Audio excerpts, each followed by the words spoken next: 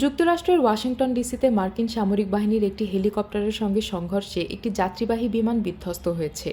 এ ঘটনায় বহু হতাহতের আশঙ্কা করা হচ্ছে। দুর্ঘটনার পর উদ্ধার অভিযান শুরু করেছেন সংশ্লিষ্টরা। বৃহস্পতিবার আলাদা প্রতিবেদনে এ তথ্য জানিয়েছে বার্তা সংস্থা রয়টার্স ও সংবাদমাধ্যম বিবিসি। খবরে বলা হয়, বুধবার রাতে ওয়াশিংটন ন্যাশনাল বিমানবন্দরের কাছে মধ্য আকাশে আমেরিকান এয়ারলাইন্সের আঞ্চলিক যাত্রীবাহী বিমানের সঙ্গে একটি মার্কিন সেনাবাহিনীর ব্ল্যাক হক হেলিকপ্টারের সংঘর্ষ হয়। পরে সেটি বিধ্বস্ত হয়ে পেটোম্যাক নদীতে পড়ে যায়।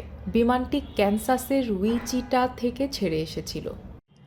মার্কিন এয়ারলাইন্সের ওয়েবসাইট অনুসারে বিমানটি ৬৫ জন যাত্রী বহন করতে পারে।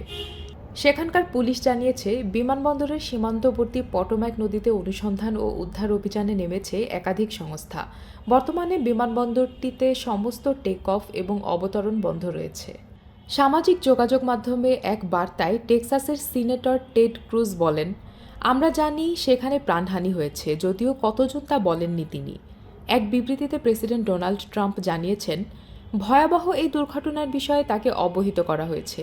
ইউএস ফেডারেল এভিয়েশন অ্যাডমিনিস্ট্রেশন জানিয়েছে, পিএসএ এয়ারলাইন্সের একটি আঞ্চলিক বিমান রেগানের কাছে যাওয়ার সময় একটি ব্ল্যাক হক হেলিকপ্টারের সঙ্গে মাঝ আকাশে সংঘর্ষ হয়। এছাড়া সামরিক হেলিকপ্টার দুর্ঘটনায় পড়ার বিষয়টি নিশ্চিত করেছেন মার্কিন সেনাবাহিনীর একজন কর্মকর্তা।